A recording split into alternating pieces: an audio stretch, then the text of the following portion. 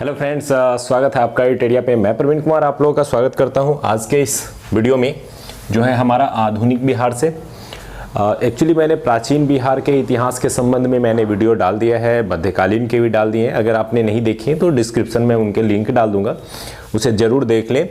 आज हम लोग थोड़ा सा बात करेंगे आधुनिक बिहार के इतिहास पर कि कहाँ कहाँ से इसमें प्रश्न बन सकते हैं और कहाँ कहाँ से प्रश्न पूछे जाते हैं। और जितने भी बिहार रिलेटेड एग्ज़ाम है सब में ये इंपॉर्टेंट रहेंगे, खास करके बीपीएससी के एग्ज़ाम में तो बहुत ही इंपॉर्टेंट रहेंगे। और चूँकि ज़्यादा समय नहीं है तो चलिए दोस्तों, आज हम लोग इस पर डिस्कस करते हैं। कुछ पॉइंट को मैंने सॉर्ट आउट किया है और चूँकि आधुनिक बिहार का इतिहास ही सबसे बड़ा पार्ट है तो मैं इसे 2 वीडियो में कन्वर्ट कर रहा हूँ। ये पहला है, दूसरा पार्ट भी आएगा तो उसमें जो बचे हुए चीज़ें हैं उन पर हम लोग डिस्कस कर लेंगे। तो चलिए शुरू करते हैं सबसे पहले आधुनिक बिहार के संबंध में। तो सबसे पहले आते हैं बिहार और बंगाल, जहां हमने मध्यकालीन में एंड किया था वीडियो को, वहीं से स्टार्ट करते हैं। अगर आपने नहीं देखा है मध्यकालीन वाला तो पहले उसे ज़रूर देखें। सबसे पहले क्या हुआ कि जैसे ही मध्यकालीन भारत में मुगल वंश का पतन शुरू होता है तो उस दौरान बिहार और बंगाल के क्षेत्र में सूबेदारों की नियुक्ति होने लगती है और वे सूबेदार बिहार और बंगाल के क्षेत्र पर शासन रखते हैं। उसी सूबेदारों की श्रेणी में आपने पढ़ा होगा मुर्शीद, कुली खां और अलवर्दी खां को। इसके लिए भी मैंने बंगाल से रिलेटेड एक वीडियो आपको आधुनिक भारत में बनाया था, जो नेशनल हिस्ट्री का पार्ट। तो अगर आपने उसे भी देखा होगा तो काफ़ी कुछ आपके बैकग्राउंड क्लियर रहेंगे। तो अलवर्दी खां जो था उसे पहले जो है वो बिहार में नवाब बनाया गया। फिर अलवर्दी खां ने बिहार में नवाब बिहार के क्षेत्र में उसे सूबेदार बनाया गया। तो जो बिहार के क्षेत्र में अलवर्दी खां सूबेदार बना तो उसने क्या किया कि बंगाल के जो नवाब थे उनको पराजित करके गिरिया के युद्ध में, फिर सरफराज की हत्या करके उसने जो है गद्दी प्राप्त कर ली 1740 में जाकर के बंगाल के। तो बंगाल और बिहार दोनों पर नियंत्रण बाद में स्थापित कर लेता है कौन? अलवर्दी खां। और फिर वहाँ से शुरू होता है एक नया दौर। फिर 1756 में जाकर के अलवर्दी खां की मृत्यु हो जाती है और उसकी मृत्यु के बाद बनता है सिराजुद्दौला बंगाल का नवाब।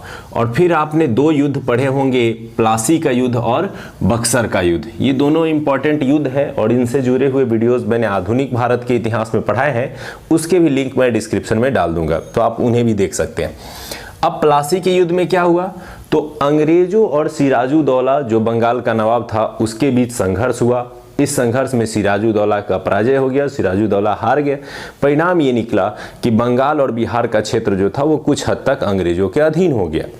लेकिन जब बक्सर का युद्ध होता है और उसमें 3 बड़ी सेना हार जाती है, एक तो बंगाल के जो नवाब थे मीर कासिम, जो उस समय बंगाल के नवाब से हटे थे वो, दूसरा मुगल बादशाह और तीसरा अवध का नवाब। तो इस तरह से ये जब तीनों पराजित होते हैं तो वास्तविक रूप से बिहार और बंगाल के क्षेत्र पर जो ब्रिटिश नियंत्रण है वो स्थापित होता है बक्सर के युद्ध से। तो ये एक आधुनिक भारत में अंग्रेजों की शुरुआत जो है यहाँ से हमारे क्षेत्र में देखी जा सकती है।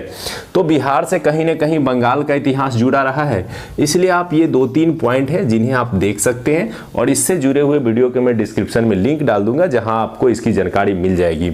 ऐसे आप याद रख सकते हैं 1757 प्लासी का युद्ध और 1764 बक्सर का युद्ध भारतीय इतिहास में काफ़ी प्रसिद्ध रहा है। अब आते हैं एक जहां से प्रश्न आ सकता है, बिहार में और सिख धर्म संप्रदाय के संबंध में क्या जुड़ाव रहा है। तो इससे भी प्रश्न आते हैं। तो इससे प्रश्न ये आते हैं कि जो पहले गुरु थे गुरु नानक देव और 9वें गुरु थे गुरु तेग बहादुर, इन दोनों गुरुओं का आगमन जो है बिहार में हुआ था। उन्होंने बिहार का भ्रमण किया था, बिहार के विभिन्न क्षेत्र देखे थे। अंतिम दिनों में गुरु तेग बहादुर जो है बिहार के दौरे पे आए और उनकी पत्नी पटना में ही रही।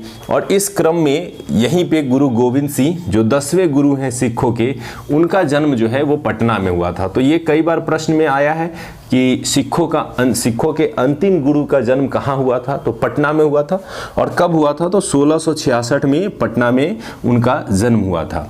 अब गुरु गोविंद सिंह से जुड़े हुए कुछ और प्रश्न पूछ लिए जाते हैं कि उन्होंने बिहार में जब उनका जन्म हुआ तो कब हुआ, वहाँ पर कौन सा जो है गुरुद्वारा है। तो तख्त श्री हरमिंदर साहब, ये गुरुद्वारा जो है पटना में पाटलिपुत्रा में जो स्थापित है, पटना साहिब जिसको बोलते हैं हम लोग, वहाँ पे स्थापित है। और इससे जुड़े हुए कुछ और प्रश्न अगर आप देखना चाहेंगे जो सिख धर्म और बिहार से को रिलेट करके पूछे जाते हैं, तो वहाँ पे आप गुरु गोविंद सिंह को अच्छे से पढ़ ले। जैसे 1676 में यहाँ 66 में उनका जन्म हुआ और 76 में जाकर के उनको गुरु का पद प्राप्त हुआ, और 1699 में यहाँ 66 यहाँ 99 इन्होंने क्या किया, खालसा पंथ की स्थापना की। हालांकि वो ज़्यादा समय तक इस व्यवस्था को नहीं चला सके और 1708 में एक अफगान द्वारा उनकी हत्या कर दी गई नादेर महाराष्ट्र में। तो ये जो कुछ बेसिक चीज़ें हैं जो गुरु गोविंद सिंह और सिख धर्म से जुड़ा हुआ है, बिहार से जुड़ा हुआ है, इसको जरूर थोड़ा सा देखेंगे। तो पहले हम लोगों ने देखा कि किस तरह से मुगलों के पतन के क्रम में बिहार और बंगाल के क्षेत्र पर अंग्रेजों का सामना हुआ। इसी दौरान बिहार के क्षेत्र में गुरु गोविंद सिंह का जन्म हुआ, और गुरु गोविंद सिंह जो सिखों के 10वें गुरु और अंतिम गुरु माने जाते हैं, जिन्होंने खालसा पंथ की भी स्थापना की थी, उनसे जुड़े हुए प्रश्न जो है वो बिहार के एग्जाम में पूछे जाते हैं। एक बार यह प्रश्न पूछा गया कि बिहार किस धर्म से जुड़ा हुआ है, तो बिहार हिंदू धर्म से जुड़ा हुआ है, बिहार का जुड़ाव सिख धर्म से भी है, बिहार का जुड़ाव बौद्ध धर्म से भी है, बिहार का जुड़ाव जैन धर्म से है। तो जितने भी धर्म हैं सबसे बिहार का जुड़ाव रहा है। तो इस तरह से बिहार जो है विभिन्न संप्रदायों की एक तरह से जो है जन्मभूमि रही है, या वहाँ की कर्मभूमि जरूर रही है। तो ये आप 2 पॉइंट आसानी से समझ गए होंगे। अब आते हैं, ये जो कंपनी था उसका एक तरफ जहां हमने देखा कि बंगाल के क्षेत्र में, तो बंगाल के इस क्षेत्र में जो बंगाल में पलासी बक्सर का युद्ध होता है, उससे पहले बिहार के जो पटना वाला क्षेत्र था उस क्षेत्र में कैसे कैसे कंपनियों का आगमन हुआ। तो आपने पढ़ा होगा कि भारत में सबसे पहले पुर्तगाली आए थे। 1498 में वास्को डी गामा भारत आया था। तो सबसे पहले पुर्तगाली न केवल भारत में आए थे बल्कि बिहार में भी सबसे पहले पुर्तगाली ही आए थे। तो सर्वप्रथम पुर्तगालियों ने बिहार में प्रवेश किया, और बिहार उस समय अपने सोरा उत्पादन के लिए, ये सोरा क्या था, तो सोरा से बारूद बनाया जाता था। मिट्टी से प्राप्त सोरा बारूद के लिए यूज किया जाता था, और इससे गोला बारूद के जो सामान है वो बनाए जाते थे। और चूंकि कंपनी को इसकी आवश्यकता थी और चूंकि हथियारों के दम पर ही सेना की तैयारी होती थी, तो ऐसे में सोरा की बहुत ज़्यादा मांग थी। उस मांग की पूर्ति के लिए बड़ी संख्या में कंपनियों ने बिहार का रुख किया, और इस क्रम में सबसे पहले कौन है, पुर्तगाली है। इसके पीछे से ब्रिटिश और डच दोनों आए। ब्रिटिशर्स जब आए तो उन्होंने 1620 में बिहार में फैक्ट्री लगाने का प्रयास किया पटना में, लेकिन वह पूर्णतः सफल जो है वह 1651 में होते हैं। उन्होंने प्रयास 1620 में जरूर किया, लेकिन पूर्ण सफलता जो है उन्हें 1651 में मिली, और ये भी सोरा उत्पादन में यहाँ लग गए थे। और 1632 में डचों ने अपनी फैक्ट्री जो है वो पटना में स्थापित की थी। डच से आप समझ ही सकते हैं कि हॉलैंड को डच की श्रेणी में रखा जाता था, डच कहा जाता था। तो यहाँ पर आप ध्यान से देखेंगे कि ब्रिटिशर्स से जुड़ा हुआ कुछ पॉइंट है। सबसे पहला पॉइंट, बिहार सोरा उत्पादन के लिए प्रसिद्ध था। सबसे पहले बिहार में अगर कोई कंपनी आई तो पुर्तगाली कंपनी थी। ब्रिटिशर्स आए 1620 में, उन्होंने फैक्ट्री बनाने का प्रयास किया, और जिसमें उन्हें पूर्ण सफलता जो है 1651 में मिली। और डच जिन्हें हॉलैंड के नाम से हम जानते हैं, उन लोगों ने बिहार में जो है 1632 में एक फैक्ट्री स्थापित की, जो वर्तमान में पटना विश्वविद्यालय जो है वहीं पे स्थित है। ठीक है, वही जगह था जहां पे उन्होंने फैक्ट्री बनाने का प्रयास किया था। तो बिहार के क्षेत्र में इन कंपनियों का आगमन हुआ।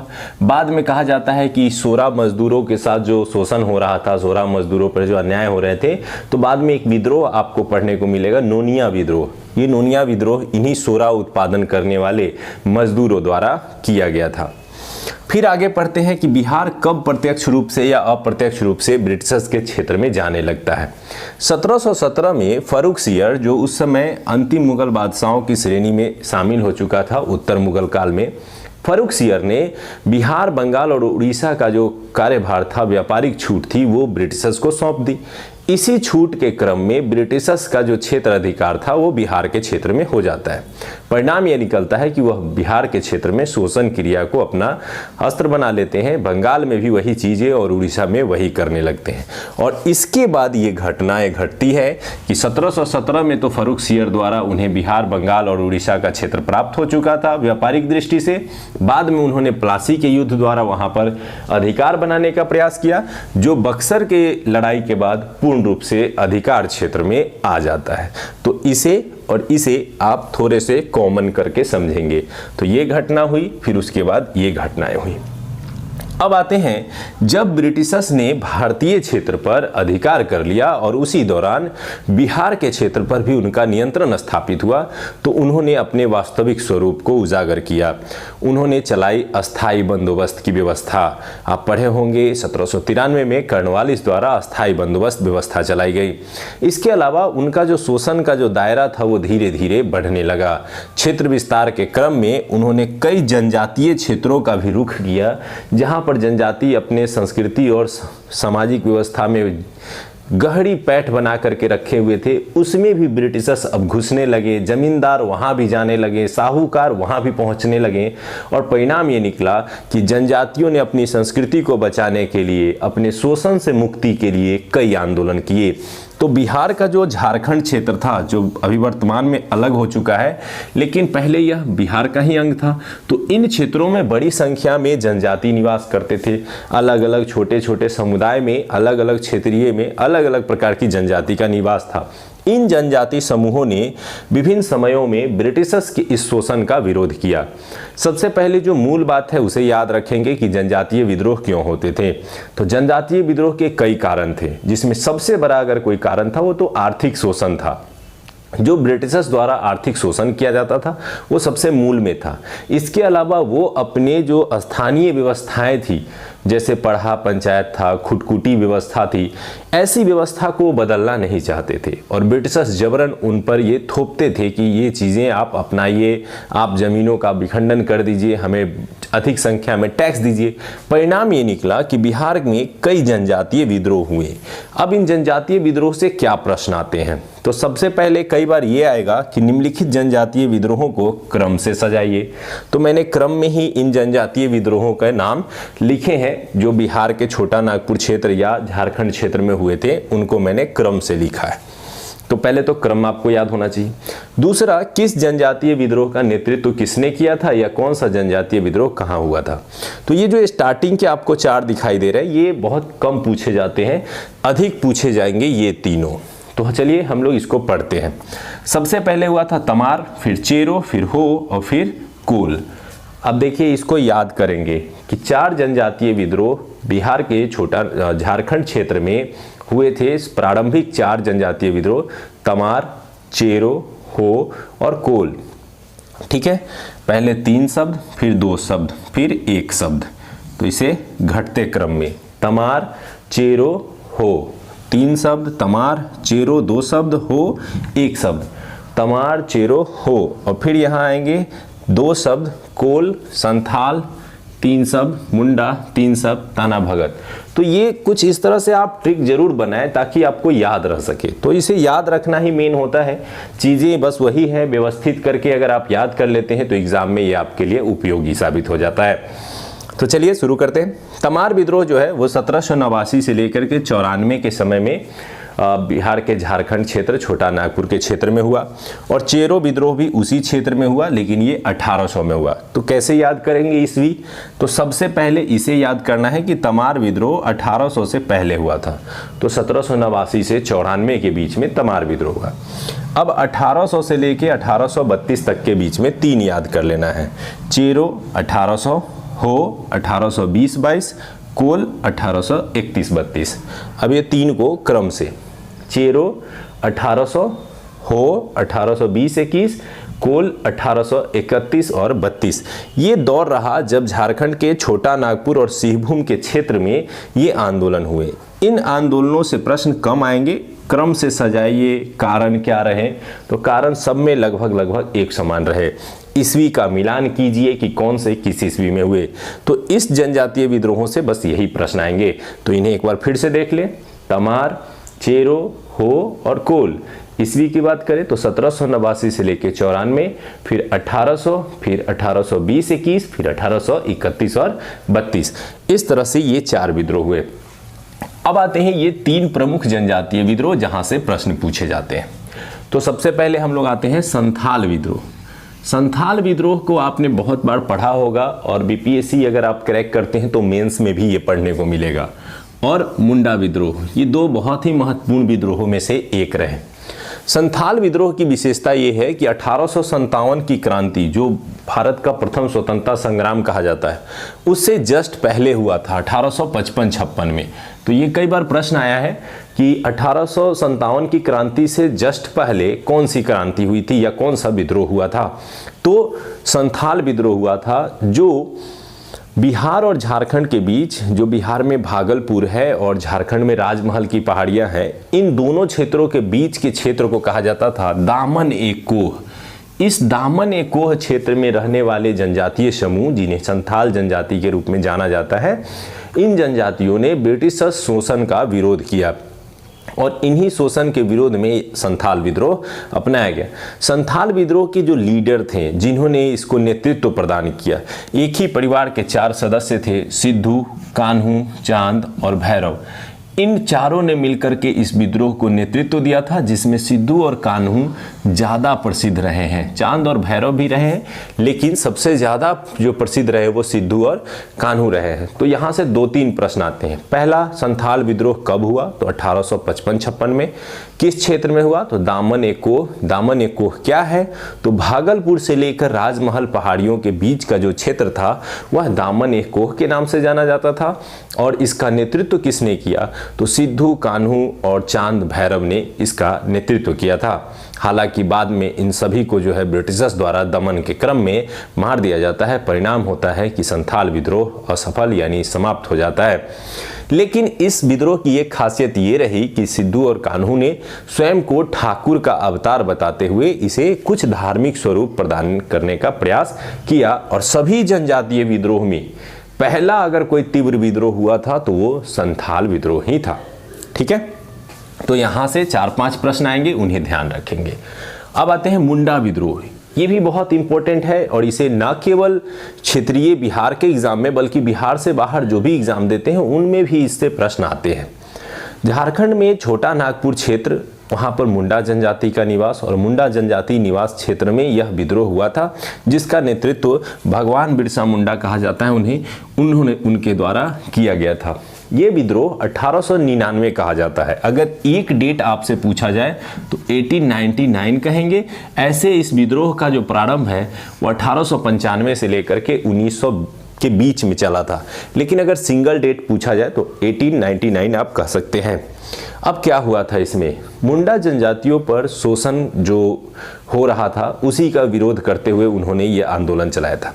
कहा जाता है कि छोटा नागपुर के क्षेत्र में बिरसा मुंडा प्रारंभ में जो है ईसाई धर्म की ओर उन्मुख हुए थे। मिशनरियों के माध्यम से जो ईसाई शिक्षा दी जा रही थी उसकी ओर चले थे। बाद में आनंद पांडे जी के सुझाव पर या उनसे ज्ञान प्राप्त करके पुनः वह अपने धर्म की ओर लौटते हैं। और शुरुआती दौर में उन्होंने प्रयास किया कि एक धर्म सुधार किया जाए, एक सामाजिक सुधार किया जाए। मुंडा के क्षेत्र में उन्होंने स्टार्टिंग में एक समाज सुधार का दौर चलाया और लोगों को सिंह बोंगा, याद रखेंगे, सिंह बोंगा ये एकेश्वरवाद है, एक ईश्वर की पूजा करने तथा नैतिक आचरण को सुधारने, जैसे मदिरापान करना, झूठ बोलना, ये सब चोरी नहीं करना, ये सब चीज़ों पर जो है उन्होंने लगाम लगाने का प्रयास किया और यह धार्मिक आंदोलन प्रारंभ हुआ।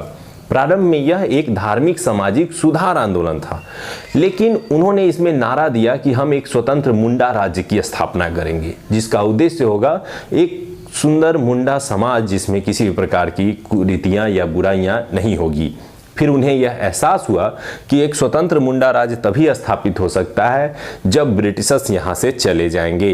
परिणाम स्वरूप ब्रिटिशर्स को भगाने के लिए यह आंदोलन अंग्रेजों के विरोध में हो जाता है और इस विरोध वाले आंदोलन को चलाने के लिए उन्होंने एक संघ बनाया, समुदाय बनाया और ब्रिटिशर्स का विरोध करना शुरू किया। इस विद्रोह को उन्होंने जो पारंपरिक अस्त्र शस्त्र वाले जो हथियार थे उनका प्रयोग करते हुए ब्रिटिशर्स का विरोध करना शुरू किया और इस क्रम में उन्होंने भी स्वयं को सिंह बोंगा का अवतार बताया और कहा कि ना तो मुझे गोली भेद सकती है न तीर छेद सकते हैं। इस तरह से इस आंदोलन को उन्होंने जो है धार्मिक स्वरूप दिया। जनता ने बढ़ चढ़ करके उनका साथ दिया। मुंडा समुदाय ने अंग्रेजों के साथ जो है एक संघर्ष किया और इस संघर्ष के संबंध में कहा जाता है कि सभी जनजातीय विद्रोहों में जो भारत में हुए उसमें सबसे तीव्र और सशक्त विद्रोह अगर कोई था तो वह मुंडा विद्रोह था। इस विद्रोह को उलगुलान विद्रोह के नाम से भी जाना जाता है। तो कई बार ये भी प्रश्न आ जाते हैं।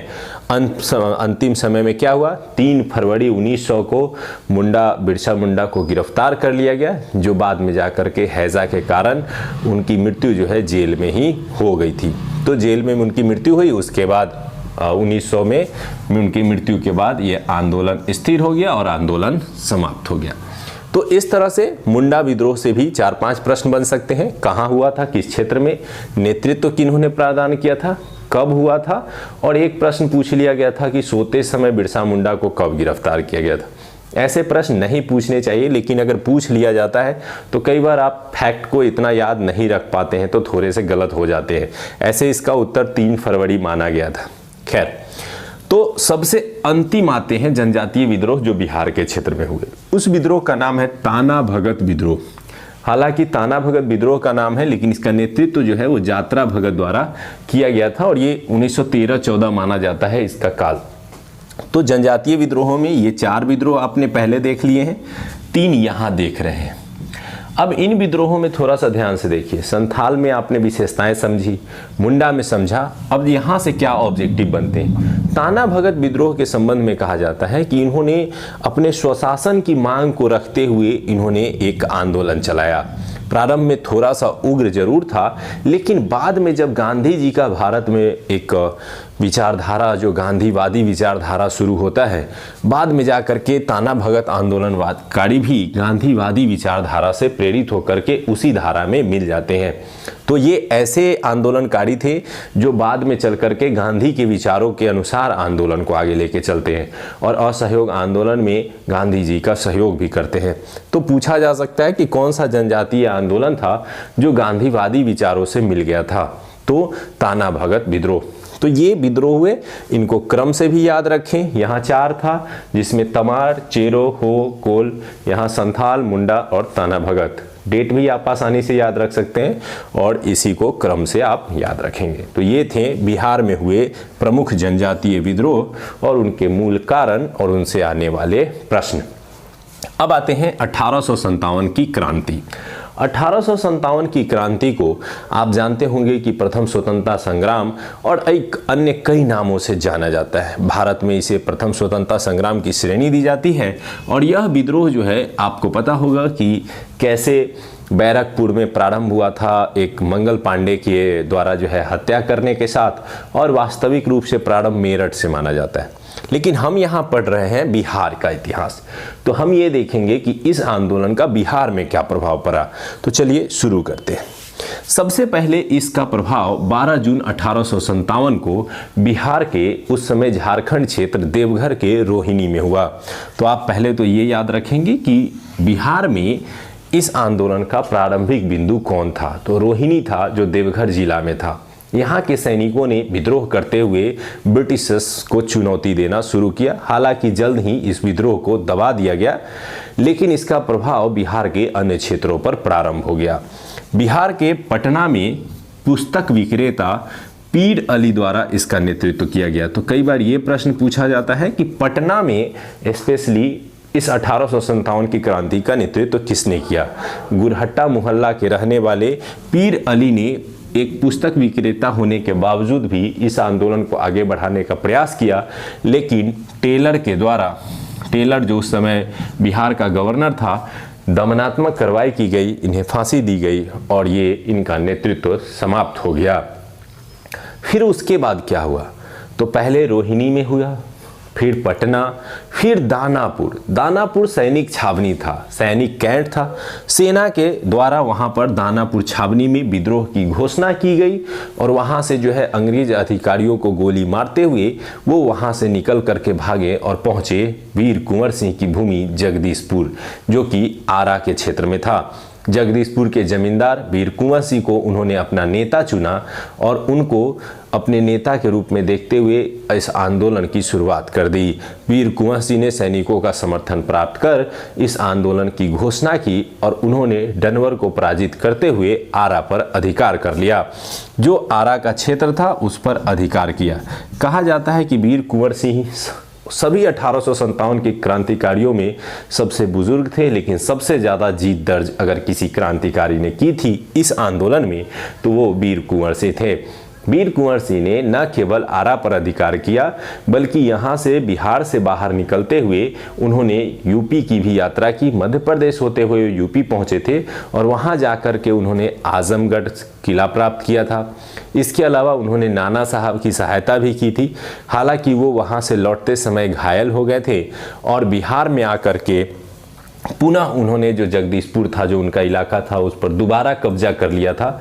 और घायल होने के कारण वह ब्रिटिशर्स के द्वारा नहीं हारे थे, वो घायल होने के कारण कहा जाता है कि उनके बाजू में गोली लग गई थी। जब वो वापस आ रहे थे तो उन्होंने गंगा में जो है बाजू को काट करके गिरा दिया था और उसके बाद इस घायल अवस्था में ही वो आकर के बिहार में फिर से जीत दर्ज करते हैं।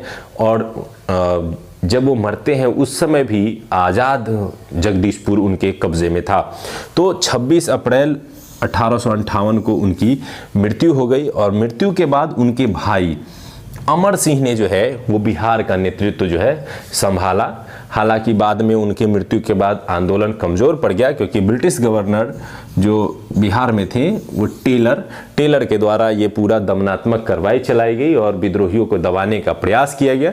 फाइनली ब्रिटेन में महारानी विक्टोरिया द्वारा ये घोषणा की गई कि जो भी विद्रोही हैं उन्हें माफ़ कर दिया जाए।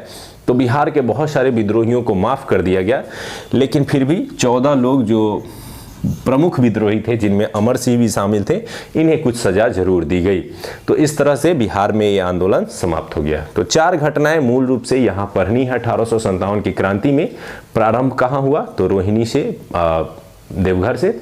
दूसरा बिंदु तो पटना में पीर अली ने उनका नेतृत्व किया। तीसरा तो दानापुर के छावनी के सैनिकों ने जाकर के कहाँ समर्थन किया? तो जगदीशपुर के जमींदार बाबू कुंवर सिंह को। और बाबू कुंवर सिंह ने क्या किया? तो विद्रोह को जो है एक नेतृत्व प्रदान किया। और कहा जाता है कि बिहार के क्रांतिकारी, सबसे बड़े क्रांतिकारी अगर कोई निकल के आए बिहार से उस समय तो बाबू कुंवर सिंह निकल आए, जिन्होंने सीमित संसाधनों के होने के बावजूद भी ब्रिटिश सत्ता को जो है नाको चने चबा दिए थे।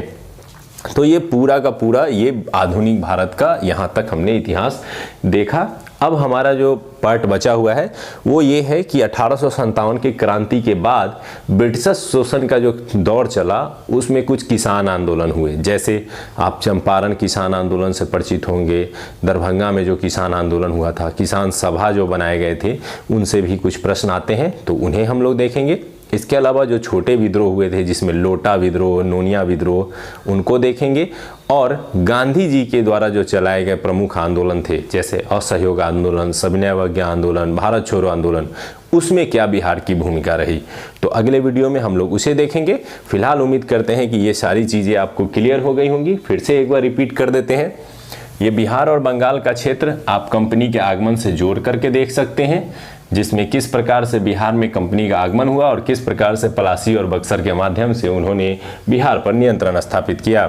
बिहार में सिख धर्म का क्या स्थिति रही और कहां से यहां प्रश्न बन सकते हैं।